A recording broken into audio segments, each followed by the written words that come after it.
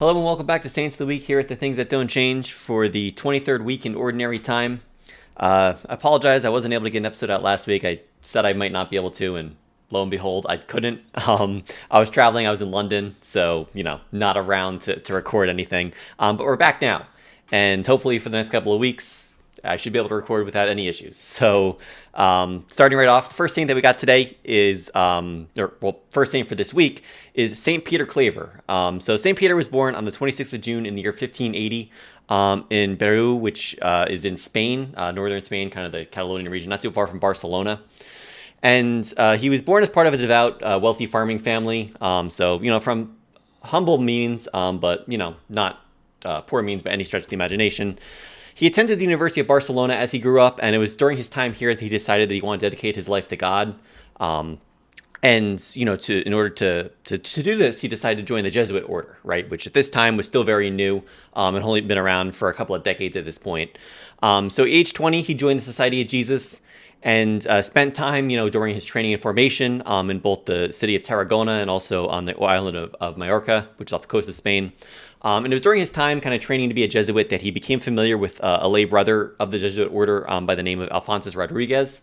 And now Brother Rodriguez was actually a very well-known kind of mystic, kind of prophetic figure around this time. A lot of people would go to him. He had a very special connection with God and was kind of able to see people's paths and kind of see, where God was calling them to be. So when, Peter met him, it became clear, according to Alphonsus, that, God wanted Peter to kind of serve in the colonies, right? At this time, Spain had been in the New World for, several decades at this point, almost 100 years, or I guess a little over 100 years at this point. According to Alphonsus, the colonies were really somewhere that needed ministry, and that Peter was kind of somebody who God wanted to go there and perform that. So in the year 1610, he decided to set off for the Kingdom of New Granada, which is kind of in the northwestern part of South America, so around kind of modern-day Colombia, somewhere like that. So in 1610, he set off and arrived in Cartagena, modern-day Colombia, but at this time was kind of a really important port city of the Kingdom of New Granada. He studied for 6 years, kind of in total, to become a priest in full. In 1615, after he had been in the colonies for 5 years, he was eventually ordained, a full priest, a full Jesuit. So during his time in Cartagena, the city was very much the center of the African slave trade. Of course, the Spanish and other colonies, other nations would import, slaves from the different kingdoms of Africa, kind of into the New World to work. Multiple popes had condemned the slave trade, starting with Pope Paul III, Pope Urban the VIII. Eventually Pope Pius IX would also have some very strong things to say about it. But despite this, the Spanish crown and other kingdoms, were very active in the slave trade and using this cheap free labor, on their plantations. So it was during this time and kind of in this environment that Peter Claver met Alonso de Sandoval, who was another Jesuit. And this Jesuit, he had been ministering to the African slaves for years. For a good 40 years, he had been kind of trying his best to minister to the slaves, treat them well, offer the sacraments, offer the faith, he had become very well versed in the customs, the language, and the beliefs of the Africans. So they were very welcoming to him because he was just very well trained, kind of in their ways, and treated them with a lot of dignity and respect that they weren't getting otherwise. So he had a lot of success in this ministry. So Peter Claver became somewhat of a partner in this work and kind of continued even after Alonso de Sandoval passed away. And this very, very quickly became obvious to Peter Claver that this was what God was calling him to do. This was going to be his life's work. He would go aboard newly arrived slave ships when they came to Cartagena, and he would tend to the sick, the tired, the ill-treated slaves. The conditions were very awful. They would just kind of pack, people in basically like cattle onto these really cramped ships, and the voyage was months, and they would get very sick, and it was just very awful, and just very disgusting place to be. Peter Claver would just make sure, though, that he would be able to go and minister to these people and give them some dignity after such a humiliating, experience thus far. And, even after, they arrived, he would continue to administer them in like the slave yards where they would round them up and then, sell them. He would go and bring them medicine and food and, all of that. he was very big on preaching, of course, that their dignity before God, even though they were treated such, they have the same dignity as the rest of us, and that wasn't something that was communicated a lot to them. So Peter Claver would always make sure that he would preach that and kind of treat them as he would treat anybody else. He was estimated over the course of his ministry to have baptized around 300,000 slaves. And then, once these slaves are baptized and now they're officially Christians, he kind of had a little more legal grounds to really preach the dignity and Christian rights of these slaves as now baptized peoples, to the Spanish. He commonly refused to sleep in the plantations as he was invited kind of around the colony. He didn't want to sleep with the people who owned these slaves, in their homes and, in their very lavish dwellings. So instead he would sleep with the slaves, kind of in their slave dwellings. Which, of course, brought him a lot of respect, from the slaves and a lot of ire from, the slave masters and the kind of the higher ups in the colony. So he continued this ministry for many years. However, around the year 1650, he became gravely ill. And it was after this year that he just couldn't get out of bed. He was bedridden. He was super sick. And 4 years he lived like this. And, he was just very neglected and forgotten. The people caring for him just really didn't treat him with a lot of respect. And eventually he died on September the 8th in the year 1654. And it was actually, a bit of a turn of fate, as it were. The administrators of the city of Cartagena, who up until this point, really hated his ministry. As we said, they didn't like being called out or like the fact that he was kind of snubbing them to go sleep with the slaves and things like that. So the administrators of the city actually, kind of did a complete 180. And saw him, buried at public expense, kind of in great honor. So I guess a bit, warming of their hearts, in the face of the death of this great saintly man. In the year 1888, he was canonized by Pope Leo XIII, along with Alphonsus Rodriguez, the brother who would kind of, prophesy that he would go to the colonies. And his feast day is on September the 9th. So the next saint that we have today is Saint John Chrysostom. So Saint John was born in around the 340s. We're not sure exactly what year, but sometime in the late 340s. He was born in the city of Antioch, in modern day Turkey. And he was the son of a high-ranking military officer. He was baptized sometime between the years 368, 373. We're not sure which one of those he was baptized in, but at some point after this, he became a Christian. He was educated, as a young man under the rhetorician Libanius, who was, just a very, famous and well-learned kind of rhetorician in Greek around this time. And it was through this training that, John himself became very, very proficient in the Greek language.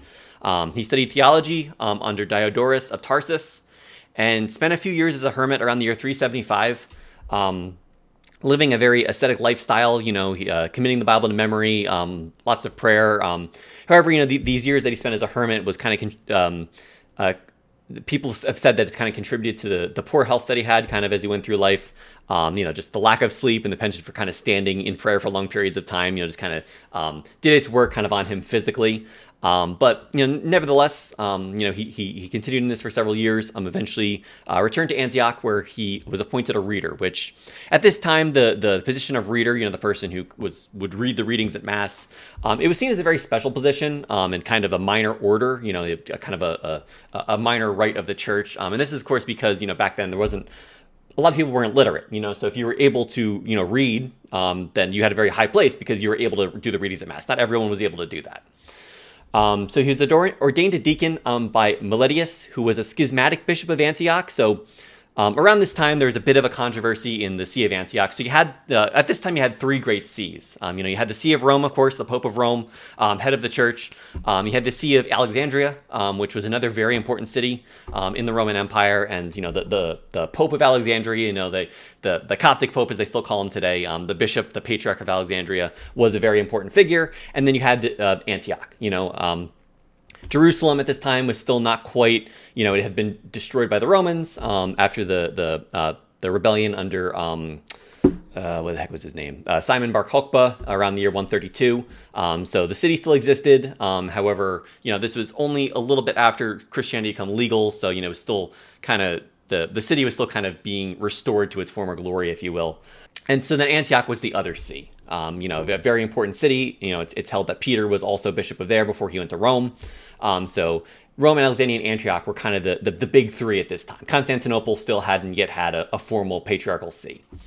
So there was a bit of a controversy, because you had this bishop Meletius, who was a schismatic bishop with some spurious theological beliefs. Not really sure if he was Arian or what. And then there was other claimants who also claimed to be bishop of Antioch. And then Rome and Alexandria currently weren't in communion with a lot of those claimants. So it was during this that St. John Chrysostom was ordained under the schismatic bishop, or he was ordained a deacon by the schismatic bishop.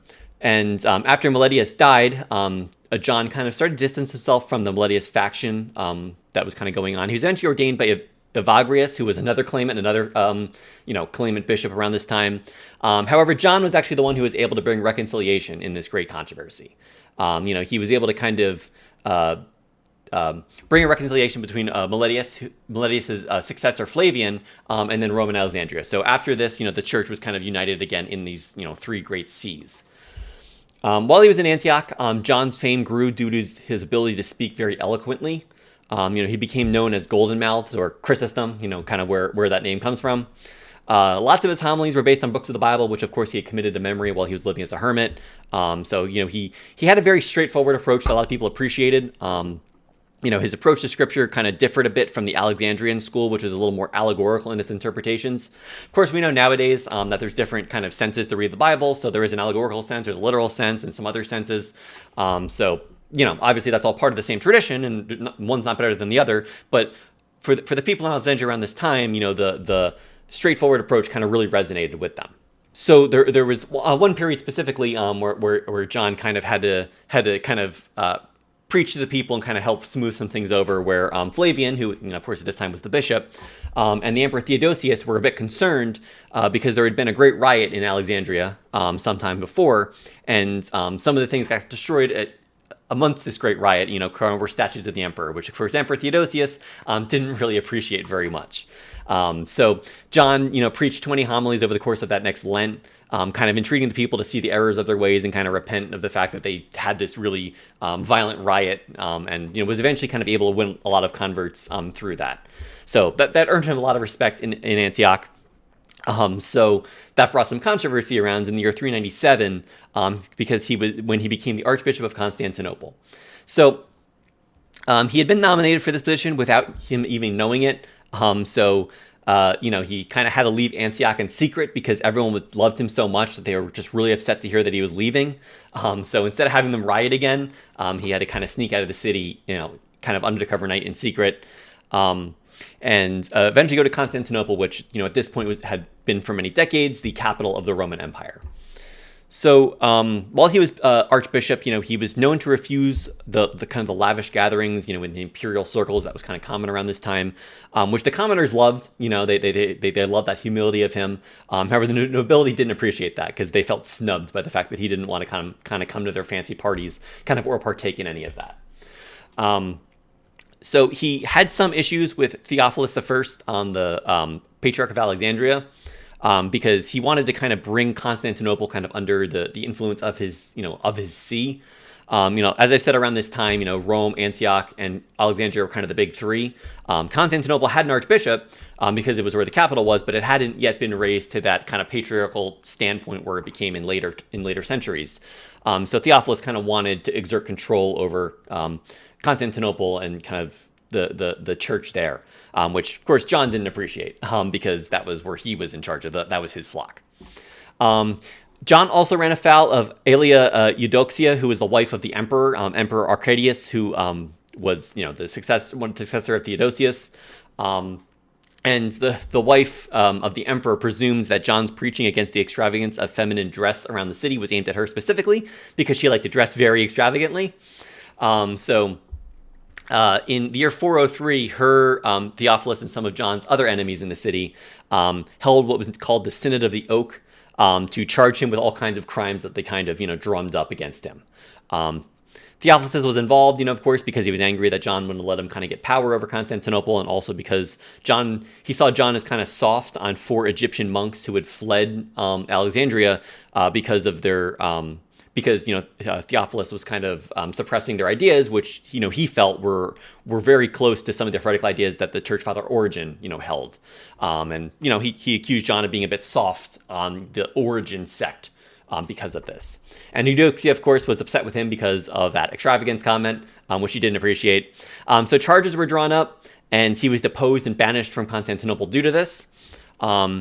The people of Constantinople, of course, though, were very angry at this. They loved John very much. They loved his preaching. They loved, his humility. So they were ready to burn the palace down. That's how upset they were, kind of having their archbishop removed.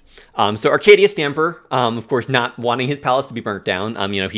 He was always kind of seen as kind of a very weak-willed man, Arcadius, and a lot of the controversy around his wife was due to the fact that people saw Eudoxia as the one kind of in the real control because she kind of had that power over her husband. So Arcadius, though, he didn't want any trouble, so he called John back, and there was also an earthquake the night of John's when John had to flee. And this actually kind of put Eudoxia in a bit of fear because she felt that God was kind of upset with her for asking, for banishing John. So she also agreed with her husband and kind of had him bring John back to resume his duties. However, this respite didn't last long, as there was a silver statue of Eudoxia which was erected near the Hagia Sophia. This isn't the great Hagia Sophia of Justinian that is still around nowadays.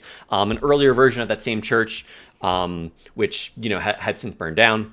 But the Hagia Sophia was still the principal church of Constantinople. So there was a silver statue of the empress, which was erected kind of near the Hagia Sophia, and there was this kind of great ceremony that was held, which John decried in a homily as being a bit too pagan, and a bit too lavish.